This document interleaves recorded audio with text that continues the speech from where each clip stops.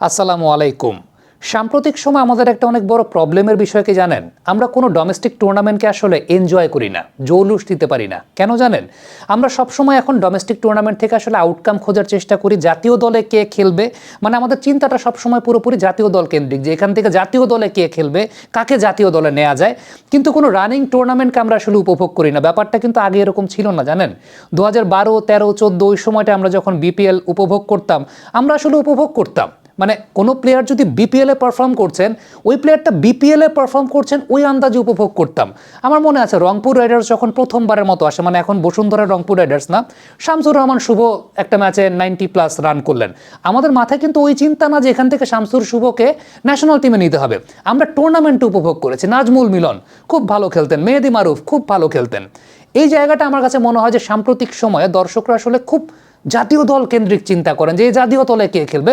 এই জায়গা থেকে আমরা টুর্নামেন্টটাকে উপভোগ করতে পারি না, যে কারণে আমাদের টুর্নামেন্টের আসলে জৌলুসগুলো হারাচ্ছে। নাসির হোসেন দেখেন, তিনি জাতীয় দলে খেলুক না খেলুক, কিংবা জাতীয় দলে তিনি তার সুযোগ আছে কিনা, ডাজ নট ম্যাটার। তিনি বিপিএল খেলছেন, এটা একটা টুর্নামেন্ট।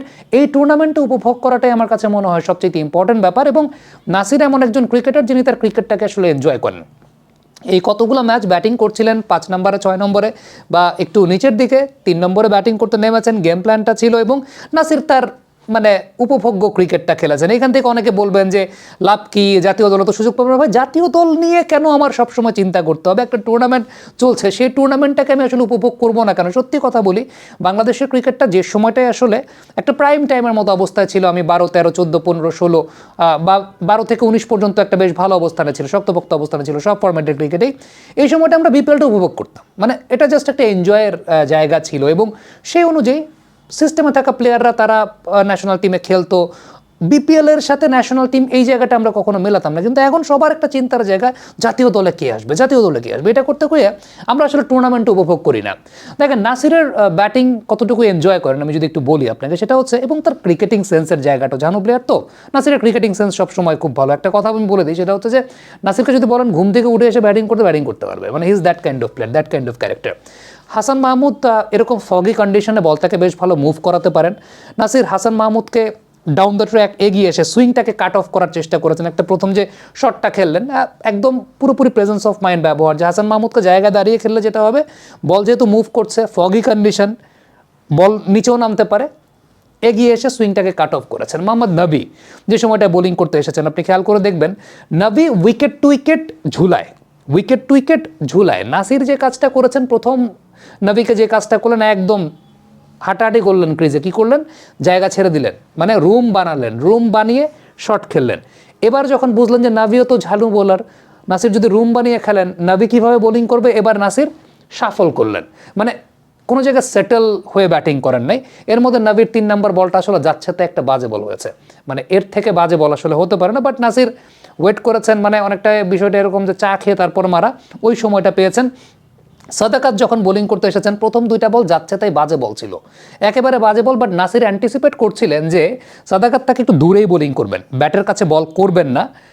যেহেতু নাসির, মানে এটা সাইকোলজিটা কোন জায়গা থেকে আসে, যে নাসির যেহেতু অনেকদিন এই সার্কিটের ক্রিকেটের টাচে নাই, সো নাসিরকে একটু দূরে বোলিং করা।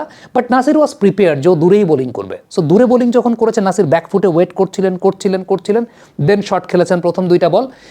এরপর যখন বুঝলেন যে না, এবারও সামনে বল করবে, ওই যে রুম বানিয়ে শট খেললেন। মুভমেন্টটা নাসির খুব ভালো করেছেন। মানে আমি আবারও বলি, নোয়াখালীর বোলিং খুব খারাপ হয়েছে, কিন্তু এক্সিকিউট করা, শটগুলোকে এক্সিকিউট করাটা তো আসলে ব্যাটসম্যানের কৃতিত্বের জায়গা। নাসির ভালো এক্সিকিউট করেছেন। রেজাউর রহমান রাজা যখন বোলিং করতে এসেছেন, আমি জানি না ফাইন লেগটাকে ভেতরে রেখে ওই রকম শর্ট অফ লেন্থের বল কেন করলেন রেজাউর রহমান রাজা। এক্সিকিউশন ভেরি পোর ছিল সেক্ষেত্রে। নাসির যে জায়গা দিয়ে শট খেলার কথা সেই জায়গা দিয়ে শট খেলেছেন। এরপরেও দেখলাম যে রাজা মানে এমন একটা লেন্থে স্লোয়ার মারলেন মিড অনটাকে ভেতরে রেখে। এটাও আসলে মিড অনটাকে ভেতরে রেখে এই টাইপের বোলিং করার কথা না। বাট নাসিরের এক্সিকিউশনটা, দিন শেষে ব্যাটসম্যান যখন এক্সিকিউশন করবেন, সেই এক্সিকিউশনকে তো ভালো বলতে হবে। আমি নাসিরের সবচেয়ে উল্লেখযোগ্য ব্যাপার যে এই ইনিংসটাতে নাসির যে মানে ঝানু ক্রিকেটার বলতে, মানে এখন তার মাসেল মেমোরি আগের মতো কাজ করুক বা না করুক, what ever it is, Nasir তাকে ঘুম থেকে উঠে খেলতে বললেও খেলতে পারবে। Nasir enjoys his cricket. এবং ওই যে মাসেল মেমোরিতে যে জিনিসগুলো আছে, সেন্সটা তো খুব প্রপার আছে। আলটিমেটলি এক্সিকিউশনটা নাসির খুব প্রপারলি করতে পারেন, সেটা করতে তিনি পেরেছেন, আজকে সময় পেয়েছিলেন, আজকে আগে নেমেছেন, সো তিনি তার মতো এনজয় করে আসলে ক্রিকেটটা খেলেছেন এবং it was really good to see Nasir Hossain performing with his very best abilities এবং সেই অ্যাবিলিটিগুলোকে তিনি ব্যবহার করে খেলেছেন। আমি একদম উল্লেখযোগ্য জায়গাটা নাবির ওভারটা যেভাবে খেলেছেন, আপনি যদি মানে পায়ের ব্যবহারটা দেখেন, একবার জায়গা ছেড়ে মানে রুম তৈরি করে খেলা, আরেকবার শাফল করে খেলা, মানে পুরোপুরি সেন্স করে করে পারছিলেন যে এখন এই বল করতে পারে, এখন সেই বল করতে পারে এবং ইট ওয়াজ একটা কথা আছে না যে মুখস্থ ক্রিকেট, মানে নাসিরের কাছে মনে হচ্ছিল যে নোয়াখালী কোন ধরনের বোলিং তাকে করবে সেই জায়গাটা নাসিরের মোটামুটি মুখস্থ এবং সেটার অনুযায়ী এক্সিকিউশনটা নাসির প্রপারলি করতে পেরেছেন। সাদাকাতের ওভারটা দূরে বল করবে, ব্যাকফুটে ওয়েট করেছেন, execution was very well. So আজকের দিনে নাসিরকে যে 3 নম্বরে পাঠানোটা এটা টিম প্ল্যানের অংশ ছিল এবং Nasir executed that very well. ভাই প্লিজ আল্লাহর ওয়াস্তে বললেন না যে এইটা খেলে কি হবে, জাতীয় দলে সুযোগ পাবে কিনা, বা অনেকে হয়তো বা বলবেন নাসিরকে কালকে জাতীয় দলে ঢুকাইয়া দেন। মানে দিন শেষে আসলে একটা টুর্নামেন্ট চলে, সেই টুর্নামেন্টটাকে আমরা উপভোগ করতে পারি না। অনেকে বলেন মাহমুদুল্লাহ রিয়াদ কেন খেলে, ভাই ফ্র্যাঞ্চাইজি চায় তাই সে খেলে। মানে ফ্র্যাঞ্চাইজি ক্রিকেট বা এই লেভেলের ফ্র্যাঞ্চাইজি ক্রিকেট, কমার্শিয়াল ক্রিকেট, এইটা কিন্তু সত্যিকারের অর্থে বিষয়টা এরকম না যে আপনার ইনভেস্টমেন্টের ক্রিকেট ওইরকম, তাই না? এইখানে ফ্র্যাঞ্চাইজি চায় তাই তিনি খেলেন, ফ্র্যাঞ্চাইজির কাছে তার ডিমান্ড আছে, তিনি still he can play his best, এটা তার প্রফেশনের জায়গা। এইখানে আলটিমেটলি এখানে তো কোনো ধরা বাঁধা নিয়ম নাই যে কাউকে, ঠিক আছে if it was national team then একটা কথা হতে পারতো যে ঠিক আছে এটার জন্য সুদূর প্রসারী ভবিষ্যৎ পরিকল্পনা করতে, কিন্তু ফ্র্যাঞ্চাইজি ক্রিকেট এখানে খেলবে এবং আমার কাছে মনে হয় যে এই জায়গাটা থেকে আমরা যখন বের হতে পারবো, এই সাইকোলজিটা না আমাদের প্লেয়ারদের মধ্যেও, মানে প্লেয়াররা তো এখন বর্তমান সময় সোশ্যাল মিডিয়া দ্বারা খুব প্রভাবিত হয় এবং তারা খুব মাইন্ডে নিয়ে নেয়। দেখেন যে আজকে একটা সিম্পল কথা বলি, সেটা হচ্ছে মেহেদী হাসান মিরাজ আজকে এক ওভারও বোলিং করে নেই। মেহেদী হাসান মিরাজ কেন এক ওভারও বোলিং করে না? আমার কাছে মনে হয় সোশ্যাল মিডিয়াকে খুব সিরিয়াসলি নিয়েছে, কারণ এর আগের দিন মাহমুদুল্লাহ রিয়াদ যখন ব্যাটিং করছিলেন আমরা বলছিলাম যে একটা লেফট আর্ম স্পিনার তখন বোলিং করলে পরে সেটা তার জন্য ডিফিকাল্ট হতো। ওই একটা জায়গা মিরাজ হয়তো আজকে ওই চিন্তা করেছে যে আমি বোলিং করলে তো মানে সবাই খারাপ বলে, আমি বোলিংই করলাম না। তো প্লেয়াররাও এই ধরনের জায়গাগুলোতে প্রভাবিত হন, এটা আমার কাছে ব্যক্তিগতভাবে মনে হয়। এবং ওই যে জায়গাটা দর্শকরা সোশ্যাল মিডিয়াতে সব কিছু জাতীয় দল জাতীয় দল জাতীয় দল কেন্দ্রিক কথাবার্তা বলে, তাতে যেটা হয় সেটা হচ্ছে ওই টুর্নামেন্টের জৌলুসটা চলে যায়। সত্যি একটা কথা বলি, সেটা হচ্ছে আমরা যখন 2012, 13, 14, 15 মানে যে সময়টা বিপিএলটা খুব জমজমাট ছিল, ওই সময়টা আমরা কখনো চিন্তা করতাম না যে মানে বিপিএল থেকে আউটকামটা কি ন্যাশনাল টিমে, আমরা ওই চিন্তাটা কখনো করতাম না। ন্যাশনাল টিম আলাদা জায়গা, বিপিএল আলাদা জায়গা, বিপিএল একটা কম্পিটিটিভ ক্রিকেট, ওইটাকে আমরা এনজয় করতাম। ওই সময়টায় বিপিএলের স্ট্যান্ডার্ডটাও সেরকম ছিল। আমার কাছে এটা মনে হয় ওই যে পাবলিক পারসেপশন যেটা ইন রিসেন্ট টাইমস লাস্ট 2, 3, 4 বছরে, যে মানে বিপিএল থেকে আউটকাম কি, জাতীয় দলে কে খেলবে, জাতীয় দলে কে খেলবে না, এই চিন্তা ভাবনার জায়গাগুলো যখন থেকে চলে আসছে, টুর্নামেন্টটাও না কেন জানি আর জমজমাট নাই, মানে টুর্নামেন্টে কেউ থাকে না আসলে, মানে সবাই টুর্নামেন্টের আউটকাম খুঁজতে যায়।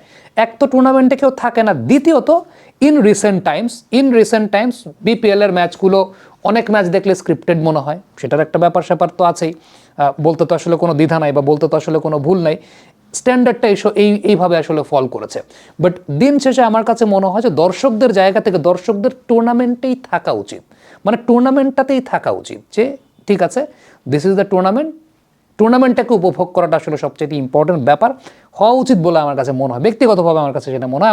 আমরা কেন জানি টুর্নামেন্টটাকে এনজয় করি না, আমরা টুর্নামেন্টটাকে এনজয় না করে আমরা খালি হিসেব করতে থাকি যে এইখান থেকে জাতীয় দলে কে খেলবে।